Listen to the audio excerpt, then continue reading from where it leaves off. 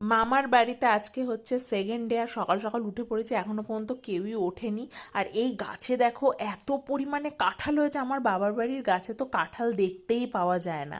আর এই জবাটাকে কি জবা বলে জানি না, এটা বললো মামা, যেটা এটাকে বলে থোক্কা জবা, কিন্তু আমি আসল নামটা জানি না, তোমরা কেউ জানলে নিশ্চয়ই বলো।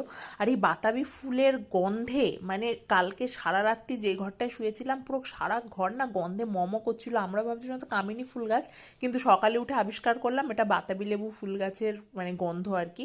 সে যাই হোক, এখানে দিদা রান্না করছে, আর এই বয়সে যে এইভাবে রান্না করছে, রান্নার স্বাদ সেই হয়, মানে আমরা অন্তত পারবো না এরকম রান্না করতে।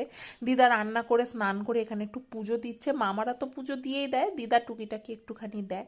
আর এখানে আমরা খাওয়া দাওয়া করে চলে এসেছি স্টেশনে, কারণ বাড়ি চলে আসবো। আর রাত্রির বেলা আমি এখানে বাদাম ভেজাচ্ছি, আজকে যেহেতু সবে বরাত ছিল, তো ওর জন্য আমাদের সেকেন্ড ফ্লোরে একটা মুসলিম ফ্যামিলি আছে, তো তারা এখানে প্রসাদ দিয়ে গেছে।